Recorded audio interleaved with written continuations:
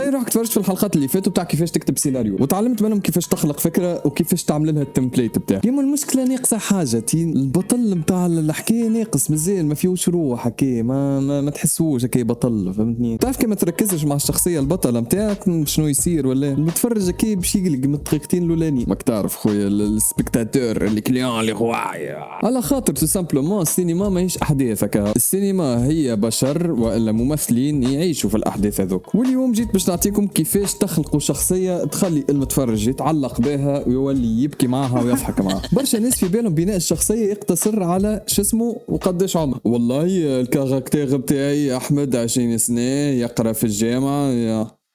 السلام عليكم. ليه يا صاحبي ما وش هكايا، ذي يتسمى بخل وتبل فيه. خاطر الشخصيه في السينما هي اللي تدز الاحداث القدام، هي اللي تبوشي الاحداث القدام. مثلا كان جات الشخصيه نتاعك مهبوله باش تخلق احداث مهبوله كيف تصرفاتها، وكان شخصيه كالم ومنعزله ومثقفه وكل الجو هذاك باش تحس زاده مع تريت بالرسمي الاحداث تتطور على حسب الشخصيه اللي انت بنيتها. حتى الديالوج نتاعو كيفاش يمشي كيفاش يتحرك باش يبدل الاحداث جمله واحده. يعني قبل ما تشد ستيلو وتبدا تكتب اي حرف في السيناريو نتاعك لازم تبني الشخصيه في مخك بالتفاصيل الكل. سيدي واش معناها التفاصيل الكل؟ برشا ضوء خطر الشباك محلول من هنا. كبارات كتاب السيناريو في العالم يقسموا بناء الشخصيه لزوز ابعاد ما تنجمش بالرسمي تفرق بينهم، البعد الفيزيائي واللي هو الجسد البدن معناها اللي انت فيه تو، والبعد النفسي والاجتماعي. هذوما الزوز حاجتين ماذا بيك ديما معاك معناتها باش تبني شخصيه. نجيو للاولى واللي هي البعد الجسدي ولا البعد الفيزيائي. شنو المظهر نتاعو؟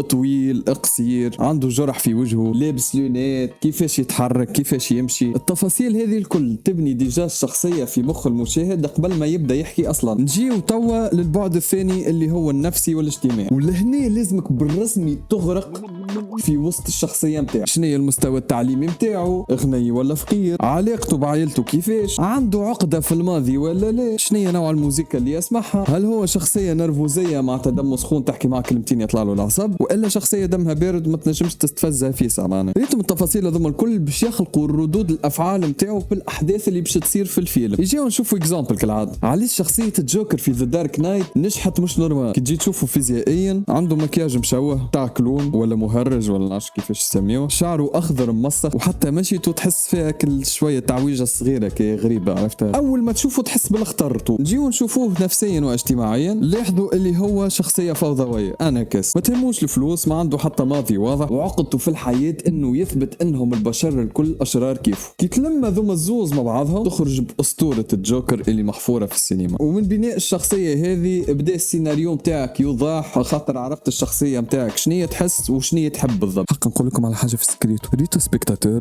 يكره اي زوز شخصيات متفاهمين وقارنين الراس على الراس ويمشي معاهم كل شيء مريض. ديما الفضول نتاع العباد يحب يشوفوا التصادم ما بين الشخصيات هكا وصراعات ودنيا. كي تصنع البطل نتاعك بروتاغونست لازم تخلق شخصية أخرى ضده في أفكاره في أسلوبه في كل شيء، أنتاغونست. العركة هذه ما بين الزوج شخصيات تخلق دراما قوية في الفيلم وتشد المشاهد لآخر لحظة في الفيلم هذا. تو الفكرة عندكم واضحة، التمبليت حاضرة والشخصيات تبنيو. في الحلقة الجاية إن شاء الله باش نحكيو على الحوار وعلى كيفاش توظف الحوار في وسط السيناريو، كيفاش تخلي الشخصية تقول كلام يتوزن بالذهب ويقعد راسخ في فخاخ الناس اللي قاعدة تتفرج. ويلا كما نقول لكم في كل حلقة ما تنسوش اللايك وسبسكرايب وشير مع أصحابك كان تحب تعملوا سيناريو تحبوا تعملوا افلام مع بعضكم. وانا صحابي وكان عجبك الفيديو اعملوا لايك، ما عجبكش اعمل لايك، اعمل سبسكرايب للشين وبارتاج الفيديو مع اصحابك كان تحبوا تعملوا افلام مع بعضكم ولا فازات كيف هكا. واللي عنده حاجه يحب يقولها لي يكتبها في الكومنتات اللوطه. نحب نوصل 1000 برجريه عشان يوتيوب هذا يرحم والديك.